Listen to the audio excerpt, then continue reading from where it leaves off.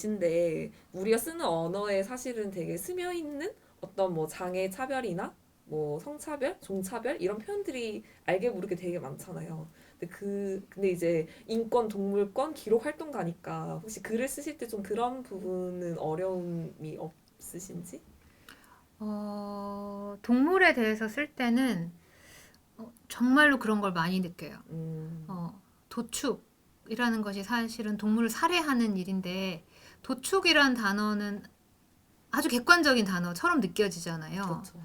그 안엔 아무런 폭력도 없고, 동물은 다 도축돼서 오늘 밥상에 올라왔으니까. 근데 제가 어느 순간 도축이라는 것을 새롭게 보기 시작한 거예요. 근데도 도무지 설명할 방법이 없는 거예요. 근데 나도 이것을 왜 어떻게 어떤 과정으로 보게 되었는지를 설명하는 것도 어렵고, 내가 아무리 설명해도 누군가한테는 그래 동물은 그렇게 죽었겠지 이것 이상이 안 되는 거예요. 그래서 그러니까 그 동물을 설명할 땐 정말 인간 중심적인 언어, 그러니까 가해자의 언어, 이런 것이 너무 많아서 그걸 설명하는 것이 정말로 정말로 어려워요. 네. 그러면 뭐 나름 해결의 방법 같은 거 좀 찾고 계신지? 어, 저는 이제 그 책 맨 마지막에 처음부터 다시라는 글을 썼는데, 음, 그게 내가 말을 처음부터 다시 배워야 한다. 그러니까 우리가 동물 문제를 새롭게 보려면 정말 이 모든 언어를 새롭게 배워야 한다는 것인데, 그냥 어려워요. 정말 저는 지금은 뭘 쓰고 싶으냐면 도살장에 대해서 쓰고 싶거든요. 도살장을 어떻게 해야 그것이 학살의 현장이라는 것을 사람들이 인식할 수 있을까? 그것이 얼마나 잘 설계된 살해의 공정인 건데, 그것을 설계하는 어떤 인간의 머릿속을 한번 상상해 보게 하는 것?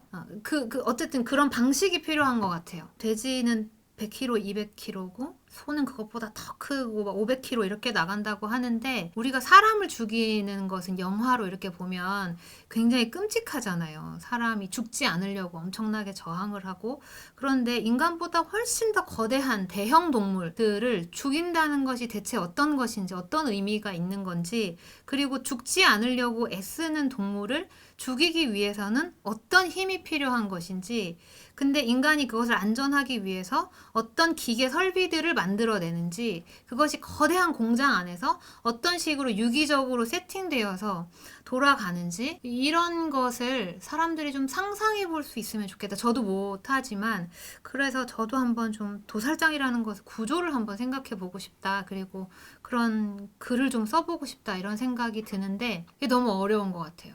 저는 이게 동물 문제를 바라볼 때 이게 왜 이렇게 언어로 하기 힘들까? 왜냐면 그 인간의 언어는 인간의 것이니까, 동물의 언어는 인간의 언어로 표현할 수 없는 것이잖아요. 이건 소리이고, 뭐 이렇게 가청 주파수, 뭐 주파수도 다를 것이고, 우리 그 감각기관이 다르기 때문에 보이는 것도 다르고 냄새 맡는 것도 다르고 다 다르니까, 대체 이것을 그들이 느끼는 공포나 이런 것을 어떻게 설명할 수 있을까? 설명 못하겠다는 느낌이 일단 좀 들기는 하는데, 그럼에도 불구하고 정말 잘 설명하고 싶다? 인간의 언어로? 그렇지만 저는 이게 인간의 언어로 안 된다는 것을 받아들여야 하는 것도 되게 중요한 것 같고, 그럼에도 불구하고 나는 인간을 바꾸고 싶은 것이지, 뭔가 이렇게 내가 동물한테 이렇게 다정하고 따뜻한 사람이 되어서 이게 이 풀릴 문제가 아니기 때문에, 그것을 인간의 언어로 또 어떤 식으로든 계속 해석해내고 새로운 언어를 만들어내고 새로운 표현을 찾아내고 그러는 것이 저한테 되게 중요한 과제인 것 같아요. 근데 정말 설명하기 어려워요. 지금도 설명하면서 자꾸 못하잖아요. 네, 못하니까 자꾸 중언부언하는데. 동물권 기록 활동가로 스스로 이제 정체화 하시기도 하셨고, 아까 또 도살장과 관련된 글을 쓰고 싶다고도 하셨는데, 그런 또 생각이 들어요. 사실 인권도 여전히 구체적인 어떤 사안으로 들어갔을 때 막 논란이 되기도 하고, 그런데 어쩌면 더 생소한 동물권으로 나아간다는 거는 좀 더 어려운 일일 수도 있겠다라는 생각도 들거든요. 동물권은 어렵겠죠? 사람들이 받아들이기에. 저는 이제 노들약을 만나서, 장애인을 만나서, 제가 그냥 사람이 아니라는 것을 알게 됐어요. 저는 제가 비장애인이라는 인식이 없었는데 장애인을 만나서 제가 비장애인이라는 인식을 하게 된 거죠. 학습을 통해서. 비장애인은 가해자이기도 하고 기득권자이기도 하고 수혜자이기도 하고 권력자이기도 한 것이 비장애인이고 저희 존재 자체로 이제 그런 지위를 갖게 되는 거였어요. 그러면서 또 장애인들과 함께 장애를 가진 나의 친구들을 만나면서 그냥 이 사람이 그냥 이름을 가진 아주 고유한 존재라는 것도 알게 됐고 그들이 그냥 사람이라는 것도 알게 됐어요. 그래서 그런 것을 알아가는 것이 저는 제가 인간이 되어가는 과정이라고 생각했거든요. 근데 저는 고양이를 만나서 그러니까 동물 문제를 알게 되면서 매일매일 고양이를 만나면서 내가 인간이라는 것을 알게 된 거예요. 그러니까 장애인들과 함께 보내면서 내가 인간화되는 그 인간하고 완전히 다른 거예요. 이것은 비장애인인 거죠. 내가 어떤 권력을 가진 인간이고 나는 그냥 존재 자체로 동물을 먹는 사람이고 착취하는 사람이고 이용하는 사람이고 엄청난 권력자이고 가해자이고 학살자인 존재인 거예요. 인간이라는 것은 그러니까 인간 동물인 거죠. 내가 인간이라는 동물이라는 것을 알게 된 거예요. 단지 인간이 아니라는 이유로 동물들이 어떤 일을 겪게 되는지 알게 된 건데요. 그것이 저한테는 엄청난 그 지진 같은 변화였던 거죠. 인간을 가두면 안 되고 인간을 때리면 안 되는 것은 사실은 동물에게도 똑같은 모든 동물이 똑같은 자유를 느끼고 싶어 하고 갇히는 걸 싫어하고 아픈 것을 싫어하고 추운 것을 싫어하고 다정하고 따뜻한 걸 좋아하고 이런 것을 알아가는 것이 저한테는 되게 즐거운 시간이고 되게 혁명 같은 어떤 변화 같은 게 오는 것이었는데 그 과정에서 제가 동물해방 운동 같은 것을 알게 된 거죠. 유튜브를 통해서.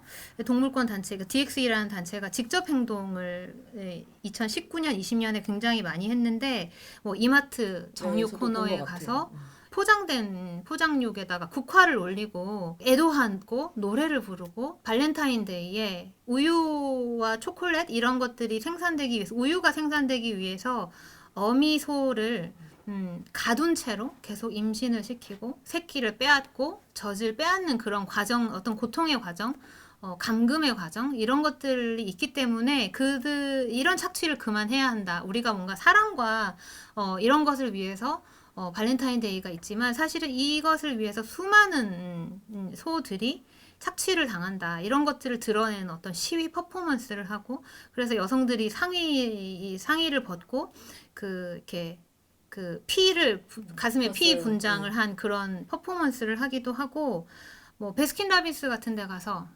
우유를 이용한 아이스크림도 우유니까요. 이제 그런 것들 이것이 다 폭력이다. 이런 시위를 많이 하는 것을 저도 봤죠.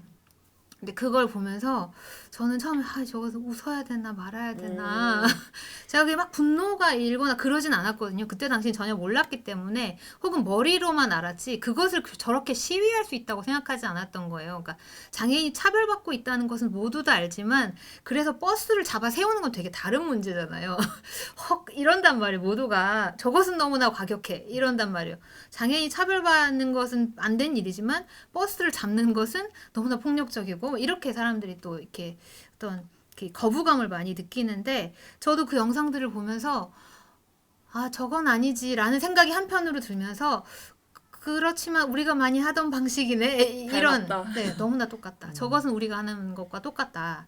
이런 생각이 들었어요. 그러니까 이 사람들이 기존에 제가 동물 보호 운동이라고 생각했던 기존에 뭐 이렇게 거대 동물 단체들이 해왔던 연예인들이 아름다운 자신들의 반려동물과 사진을 찍고 그것을 통해서 입양을 독려하는 그런 것이 저는 이제 동물 보호 운동이라고 생각을 했고 저는 이제 그런 식의 운동만 있는 줄 알았죠. 물론 그것도 되게 중요하겠지만 그러니까 대중들의 호응을 얻고 후원을 받고 어떤 입양을 계속 하고 싶게 만들려면 동물이 좀 예뻐야 되고 이런 것을 많이 하던 기존의 방식을 제가 알고 있었다면 이 사람들은 전혀 너희의 마음을 얻을 생각이 없어. 이런 행동을 하는 거예요. 불편하게. 네, 굉장히 불편하게 하고 그러니까 이 사람들이 평화를 원하는 것이 아니라 우리가 뭔가 이렇게 동물이라고 하면 평화, 비폭력, 뭐 이렇게 아름다움 이런 거, 돌봄 이런 거 많이 생각하는데 그런 게 아니 그걸 다 깨버리는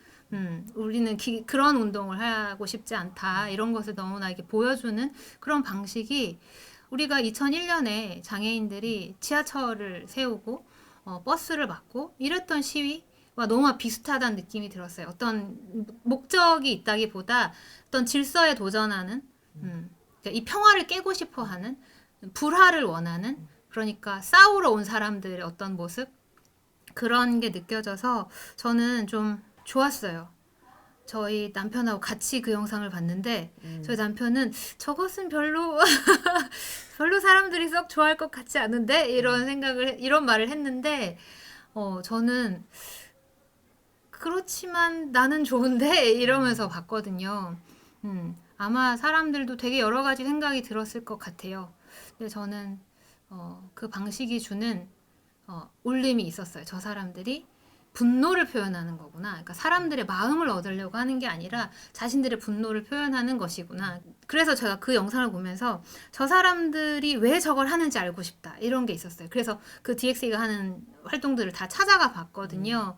그랬더니 도살장을 찾아가서 이제 죽임을 당할 바로 직전에 도살 직전에 돼지들에게 물을 주고 감자를 주고 그러다가 그 활동을 계속 하다가 이들이 자기들이 어떤 행동을 해도 이 죽으로 들어가는 이 행렬을 도저히 막을 수 없다는 것을 알고 어느 날 그 도살장에 들어간 트럭을 막아서 이제 한나절 동안 이제 그 돼지가 들어가지 못하도록 돼지가 아닌 닭을 들어가지 못하도록 막았는데 그러면서 사실 닭이 들어가지 않았기 때문에 그 거대한 도살장이 멈춘 거죠. 자비도 없고 연민도 없이 돌아가는 사람이 죽이지 않거든요. 그렇죠. 도살이라는 기계가 죽이는데 그 기계를 멈추는 방법이 이 살아있는 돼지들, 소들, 닭들이 들어가지 않도록 하는 것이라는 것을 사실 보여주는 방식의 그런 시위였다고 생각하고 저는 그들이 이제 그렇게 질서를 계속 들이받는 행위처럼 느껴졌어요. 그러니까 도축장을 도망 나온 그 소가 차를 들이받고 도로를 질주하고 굉장히 위험하죠. 굉장히 위험하지만 사실은 정말로 절박한 상황이고 그들이 자기가 살고 싶다는 것을 도무지 이 시스템 안에 설명할 수 없는 거죠. 그리고 막 언제 캠페인해서 언제 이 세상을 다 인식을 개선시켜서 이 돼지 한 마리 구하냐고요. 저는 그 선을 넘은 행위 그들이 불법일 수밖에 없는 그 행위 그래서 그 종돈장 돼지를 끊임없이 임신을 시켜서 끊임없이 새끼를 뺀다고 하는 그 종돈장에 들어가서 돼지를 한 마리 두 마리 구조해 와서 이제 그 존재가 살아나가는 것을 계속 사람들한테 보여주는 이것이 저한테는 우리가 했던 장애인 운동의 모습과 되게 비슷하다는 생각이 들어요. 장애인 운동도 그렇고 동물권도 그렇고 사실 잘 안 보이던 문제들이 이제 이런 직접 행동의 방식을 통해서 이제 사회에 알려지고 사람들이 인식하게 되는데 동물권은 더 사람들을 더 불편하게 하는 것 같아요. 왜냐하면 내가 살면서 사람들을 알게 모르게 차별을 하지만 장애인을 직접적으로 차별한다라고 전혀 느끼는 사람은 없는데 네. 이제 동물권 운동은 그러면 그거에 만약에 내가 동의를 한다면 내가 동물을 차별하지 않는 사람이 되려면 당장 이제 고기를 먹지 않는 것부터 시작해야 되잖아요. 근데 그것을 중단하는 게 너무 많은 사람들이 어떤 삶의 진짜 직접적인 어떤 불편함을 야기하기 때문에 더 약간 더 난관이 많지 않을까라는 좀 생각은 저도 들고 사실 저도 한 1년 넘게 고기를 안 먹는 과정이 그리 순탄하지는 않았던 것 같아요. 물론 지금은 이제 적응이 돼가지고 괜찮지만 그렇다고 그러면 고기는 안 먹는데 그러면 물고기는? 이라고 했을 때 그건 또 약간 더 그러니까 정말 육식을 하다가 비육식을 하는 것만큼 또 다른 어떤 더 힘든 건 거죠. 아 그래 내가 육고기는 안 먹을 수 있어. 근데 또 갑자기 뭐 해산물을 안 먹으려고 하니까 그러면 뭔가 제 삶의 어떤 또 반경이 또 갑자기 확 좁아지고 그럼 또 거기서 더 나아가는 건 또 힘들고 그래서 참 이게 정말 쉽지 않은 일이라는 것을 매일매일 느끼지만 근데 그만큼 더 정말 정말 약간 주변이 진짜 확 변하는 게 느껴지는 거예요. 내가 뭐 어디 가서 나는 성차별에 뭐 반대합니다. 뭐 난 장애인 차별을 반대합니다는 거 맞아요. 말로는 할 수 있지만 맞아요. 말로 할 수 있죠. 말로 하고 약간 말 조심하면 되는 문제처럼 느껴지지만 저는 이제 맞아요. 만약에 저는 동물권을 지지합니다. 뭐 저는 뭐 종차별을 반대합니다라고 하면 그거는 정말 내 행동으로 정말 증명해내야 되는 약간 문제다 네. 보니 네. 그러니까 정말 개인의 어떤 변화를 더 많이 이끌어낸과 동시에 또 많은 사람들을 변화시키는데 네, 더 많은 저항감도 불러일으키는 게 아닌가라는 네, 생각이 들어서 맞아요. 저는 뭐 고기를 먹느냐 안 먹느냐 이런 문제보다는 동물들을 어떻게 인간이 착취하고 있는지에 대해서 이미 책이나 영상 같은 것이 많이 있기 때문에 그런 것을 그냥 보는 게 더 좋을 것 같아요. 그래서 그 이후에 그럼 나는 어떻게 할 것인지 그냥 나의 어떤 실천이나 혹은 내가 더 공부를 해볼 수도 있고 내가 그러니까 아무런 문제 없이 살아온 이 일상이 어, 동물들을 아주 폭력적으로 아주 잔인하게 착취하고 이용하는 그 위에서 만들어져 있다는 인식이 되어야 저는 그 실천이 가능하다고 생각하거든요. 물론 그렇지 않고도 실천하는 아주 훌륭한 사람들이 있긴 하지만 저는 예전에 그냥 머리로만 알고 왠지 좋은 사람들이 하는 운동인 것 같아서 저도 좀 흉내를 내본 적이 있었거든요. 근데 몇 년 전에 흉내만 냈을 때 한 10개월 정도 하다가 말았어요. 그랬는데 그때는 진짜 흉내를 낸 것이었고 사실 잘 몰랐어요. 이게 왜 하는 건지도 잘 몰랐고 그냥 제 옆에 도덕적으로, 인격적으로, 운동적으로 훌륭한 사람들을 하는 것 같아서 했던 것인데 이제 그런 건 이제 수명이 짧았던 거고요.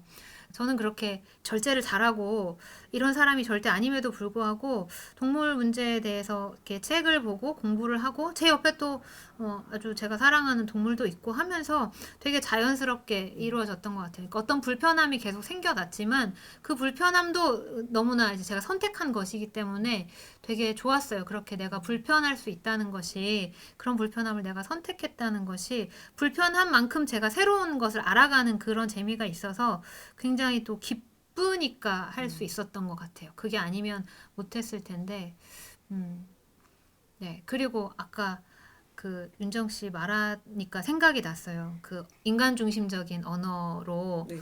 동물 문제를 설명하기 어렵다라고 하는 예시로 물고기, 그렇죠. 네. 해산물, 음. 네. 이렇게 그것을 쓸 수 있는, 먹는 네. 행위 대상으로서 네, 먹는 대상으로 딱 이미 규정이 됐잖아요. 물고기니까 먹어야지잖아요. 해산물인데 먹어야지. 근데 그것이 아니라 그러면 이제 이렇게 대안적으로는 물살이라는 말을 쓰더라고요. 물에서 산다 이런 뜻이고 물살이이고 조금 더 그냥 객관적인 단어로 어류?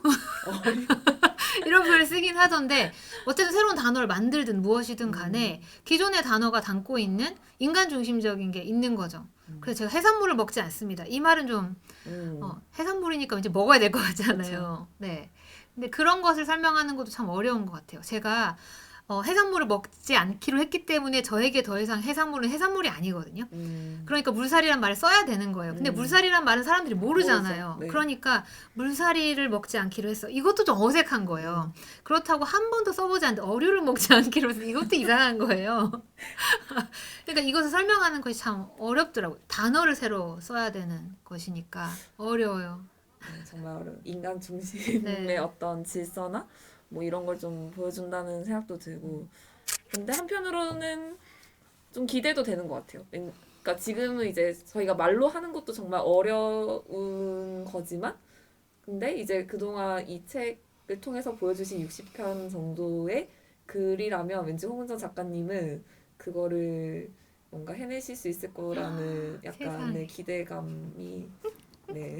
감사합니다. 제가 노력해 보도록 살짝 하겠습니다. 네, 그리고 왜냐면 고민을 많이 하시기도 하지만 그동안의 어떤 시간들이 그거 다른 사람들에게 보통의 사람이란 표현이 적절한지 모르겠지만 그런 사람들에게 되게 잘 전달하는 역할을 해주셨기 때문에 앞으로도 네, 그런 역할들을 좀 네, 잘 하실 수 있지 않을까라는 생각이 들고 네, 그냥 한 명의 독자로서 작가님이 정말 치열하게 고민하고 생각해낸 것들을 글로써 또 조만간 좀 마주할 수 있는 시간을 네, 저는 기다리고 있겠습니다. 너무 갑자기 급 끝내려고 해서 약간 좀 그러긴 하는데 시간도 많이 지나고 해가지고 오늘 네 정말 긴 인터뷰, 네 소중한 인터뷰를 오늘 여기서 마무리하려고 합니다.